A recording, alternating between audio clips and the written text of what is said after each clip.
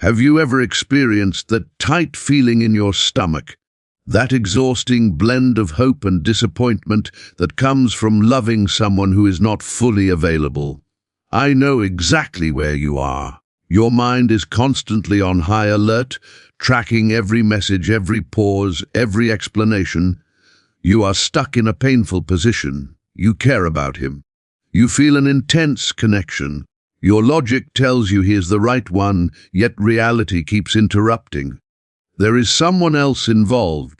It might be an ex lingering in the background, never fully gone. It could be a current partner where the relationship is emotionally inactive, but still complicated. Or it may be a vague commitment he claims he does not know how to escape. Right now, your amygdala, the part of the brain responsible for detecting danger, is urging you toward what feels like a solution. Your survival instinct wants control. It pushes you to demand clarity, to give an ultimatum. You think, I will tell him it is either her or me. But ask yourself this: do you believe pressure will solve this? Here is the direct answer. Grounded in neuroscience, it is a mistake, a serious one. If you issue an ultimatum while his brain is in its current state, he will choose her every time. Not because his feelings for her are stronger, but because when the human brain is placed under force, it activates a defense response known as psychological reactance. When you threaten his sense of freedom, his mind associates you with stress and instinctively retreats toward what is familiar, even if that familiar situation is unfulfilling. Obligation may lose to desire, but it often wins when pressure is applied. Listen carefully. If you want him to choose you, forcing a decision is not the answer. That approach turns the situation into a power struggle, and in that game you will lose. Instead, you must influence his reward system. You must make the idea of losing you register as a greater pain in his brain than the emotional and practical complexity of leaving her. This activates the anterior cingulate cortex, the same region associated with physical discomfort. This is not about shallow manipulation. This is applied neuroscience. You are about to learn the strategy of absolute contrast. We will bypass his logical defenses and communicate directly with his limbic system. If you stay until the end, you will understand why your previous approach has not worked and how, starting today, you can stop competing and become the only option his brain can biologically justify. Welcome to the psychology of choice. To master this game, you first need to understand the board, and the board is his mind. Many women torment themselves with the same question. If he says he's unhappy or no longer loves her, why does he stay? Why does he go back home every night? This is where neuroscience brings clarity. The truth is simple: he's not with her out of passion. If dopamine, the hormone of desire and novelty, still surged with her, we wouldn't even be having this conversation. He wouldn't be looking outside for what he already has within. So what keeps him there? Three things: comfort, guilt, and fear. In behavioral psychology, this is known as the status quo bias. The human brain is designed to conserve energy. It resists change because change consumes glucose, creates uncertainty, and triggers alarms. Consider this: leaving a stable relationship carries enormous costs. It's not just about no longer being with her. The exit costs include emotional turmoil, judgment from family, dividing possessions, explaining the situation to friends, and possibly dealing with children.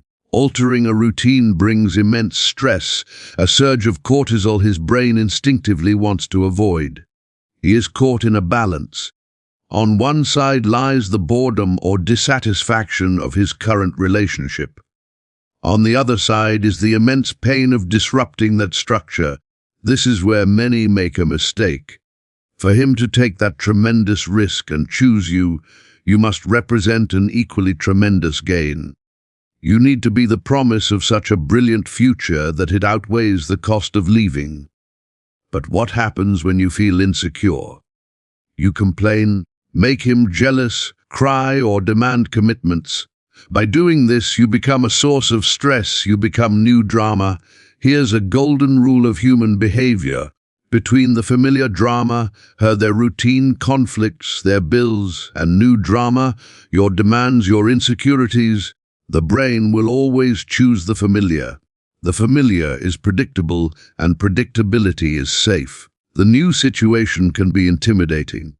If you turn into just another obligation or source of guilt, you lose your advantage. You stop being the solution and start becoming part of the problem. For him to break free from his limitations, you cannot be the hammer that strikes. Instead, you must be the air he cannot find anywhere else, a unique and irreplaceable presence. You need to become a psychological oasis. But how can you achieve this without losing your self-respect? How can you embody the fantasy while remaining authentic? First and foremost, never speak negatively about the other person. This is mistake number one that 99% of people make when insecurity takes over. Your instinct may push you to compete, to verbally diminish her in order to elevate yourself. Do you feel the urge to say she's unreasonable, that she doesn't understand him like you do, or that she's bitter? Be cautious. Giving in to that impulse and criticizing her triggers two serious psychological consequences. First, you instantly lower your perceived value. Negative criticism signals insecurity. A high-value person does not need to diminish someone else to shine. By attacking her, you communicate to his subconscious that you feel threatened, inadvertently reinforcing the power she holds in his mind. Second, you trigger his defensive loyalty. Even if he complains about her or says he can't tolerate her anymore, she remains a part of his life, perhaps as the mother of his children or a long-term partner. She is an extension of his identity. Criticizing his past choice is equivalent to questioning his judgment and ego. Instinctively, he will defend her, even silently, creating an invisible barrier between you and him. Understand this clearly: you are not in direct competition with her. You are operating on a different neurological plane. You are not rivals. She represents reality, bills, logistics, routines, fatigue, household disputes. She is the weight of everyday life. You, on the other hand, represent fantasy. You embody excitement, novelty, the projection of a freer, happier self. You bring peace, desire, and the potential of a brighter future. You hold immense influence as long as you maintain this role of unattainable fantasy. It is a privileged place in his mind. But here's the critical point: if you push too soon and become a demanding, controlling presence, if you start imposing schedules or causing drama, you immediately lose your magic. You step down from the pedestal of fantasy and enter the reality of daily conflict. In that realm, she has more experience and resilience than you. If you become part of his reality before he chooses you, your power disappears. Now we step into the inner workings of emotions. What I'm about to share is not a set of manipulation tactics. It's a method grounded in the neurobiology of attachment and operant conditioning. If you want to shift the dynamic, you must stop reacting based on intuition currently hijacked by your fear of losing him, and begin acting strategically. You need to retrain his brain in how it treats you and how it values you. To do this, we will use a three-phase psychological approach, which we'll call the value triad. Step 1, the refuge of peace, the neurochemical contrast. The first step is entirely biological. Understand that in his main relationship or during indecision, his brain is likely flooded with cortisol, the stress, alertness, and defense hormone.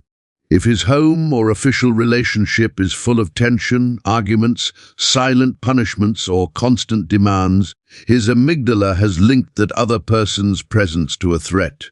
His sympathetic nervous system triggers a fight or flight response. Your role in this phase is to become the complete opposite, his antidote. You must be his primary source of dopamine and oxytocin. This is called positive anchoring. Every interaction, text, call, or in person must be the opposite of his daily experience. No complaints, no interrogations about his actions with her, no angry expressions. You must be a sanctuary of peace, laughter, emotional support, stimulating conversations, good energy, and if intimacy is present, a physical connection that disarms him. Be careful, this is not about being submissive or constantly available. It's about ensuring that the time he spends with you is of such high quality that his brain starts developing a biological reliance on you. The goal is for his subconscious to form a simple association: the other person equals stress and cortisol, you equal pleasure and dopamine. This contrast is essential. If you bring blame or drama, complaining about a delayed reply, for instance, you become a mirror of the stress he already knows and dislikes. Between two sources of tension, he will default to the familiar one. To win, you must be the Usis. Make him experience a physical withdrawal, a craving for your calm, every time he leaves your presence to return to his usual reality. Step 2, withdrawal of benefits, tactical scarcity. This is where most people fail. Once you've become the source of dopamine, you need to teach him that your attention and positivity are not unlimited or automatic. In behavioral economics, we understand that people place higher value on things that are scarce or require effort to obtain. If you provide him with the complete girlfriend package, unconditional emotional support, intimacy, loyalty, your time, advice, and life guidance, without the commitment or official title, what reason does he have to invest in the relationship? Essentially, you're already giving him the benefits without the formal commitment. To change this dynamic, you need to strategically withdraw certain benefits. You can offer peace of mind, but avoid giving him total access to your inner world or constant time. This involves clear, specific actions. For instance, don't become his unpaid therapist. If he calls to spend hours complaining about his partner, their behavior, or the difficulties he faces with her, you must cut it off. Listening and comforting him in these moments only helps him cope with his stress, making his life with her easier, turning you into his emotional crutch. As long as he relies on this crutch, he won't feel compelled to make decisions or take responsibility for himself. When he starts venting about the other woman, respond in a calm but firm way. I understand this is tough, but that energy is heavy. When we're together, I want to focus on us. I don't want to bring outside issues into our time. Let's talk when you're in a more positive space. Then either shift the topic or end the conversation. This approach conditions him. You're teaching that he must leave his negativity behind to access your positive energy. You're showing that you are not a dumping ground for his frustrations. Additionally, maintain boundaries in availability. Don't cancel plans with friends for him and avoid responding immediately to messages. You need to convey that you are a valued prize, not a permanent fixture waiting in the background. Scarcity naturally increases perceived value. If he feels secure while managing two relationships, he will have no incentive to choose you. He must sense that while you are wonderful, you are not easily kept. Step 3 is the gentle exit, the catalyst of loss. This is crucial. While you can maintain steps 1 and 2 for some time, staying there indefinitely risks becoming the perfect mistress. Trapped in the situation for years, you need a catalyst that compels him to make a decision. However, this cannot be an ultimatum delivered in anger. The classic ultimatums, leave her now or I'm gone, or I've had enough, you're a liar, activate psychological reactants. He feels attacked, pressured, and his ego defends itself. In response, he may pull away, framing it as you suffocating him. The correct method is a gentle exit. It's a high-value statement that doesn't attack him, but asserts your own worth. Use the principle of loss aversion. Humans are evolutionarily wired to experience losses more intensely than gains of equal value. Your goal is to trigger his fear of losing you, not his fear of being scolded. The conversation must be calm, direct, and respectful, ideally during a peaceful moment, not in the middle of an argument. The message should sound something like this: I value what we share. Truly, I care about you. The bond between us is rare and not something I experience often. You bring happiness into my life in many ways. However, I have spent time reflecting, and I respect myself too much to accept being someone's backup choice or a hidden part of their life. I know I deserve to be a clear priority, a first choice, openly and without hesitation. I understand your circumstances. I genuinely do. I respect them, and I am not judging you. I know the situation is complex, but my direction in life is no longer aligned with it. So, with a heavy heart, I am choosing to move forward. I need to step back to make room for what I truly deserve. If one day your situation is resolved and you are fully free and available, you can reach out to me. If I am still single, I would be open to giving it a real chance. But until then, this is where it ends. Now, consider the strength of this message. There are no accusations and no hostility toward anyone else involved. Instead, there is clarity and self-respect. The message says, I care about you, but I have firm boundaries. I value myself more. You are acknowledging his value while making it clear that you will not compromise your own. You remove the offer from the table. You are saying the door is not locked, but you are no longer standing there waiting. You choose to walk away. That action immediately creates a deep sense of absence. You shift from being the person who waits to the person who honors herself and leaves. That shift is both highly appealing and deeply unsettling to his ego. At this moment, his fantasy of having everything, stability from one side and excitement from the other, falls apart. You force him to confront reality. The price of avoiding a decision now becomes the risk of losing you permanently. And because earlier you positioned yourself as a major source of emotional satisfaction, the idea of losing that source of pleasure is far more painful than the comfort of staying in the same situation. This exact point of imbalance is where everything truly starts to change. This is where most people struggle, and this is why most fail. You have delivered a calm but final exit. You made it clear that you refused to be an option, and then you stepped away. You closed the door, and then you vanish. And disappearing does not only mean ending physical contact.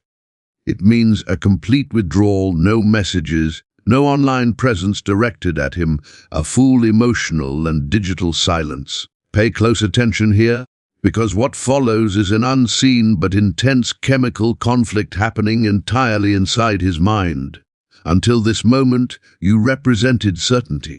Even with confusion or hesitation, he believed you would remain there. You were his fallback. His ego relied on the assurance that you were available, interested, and waiting. That certainty gave him a sense of control. But by pulling back and holding firm silence, you removed that foundation. You triggered what neuroscience describes as a reward prediction error.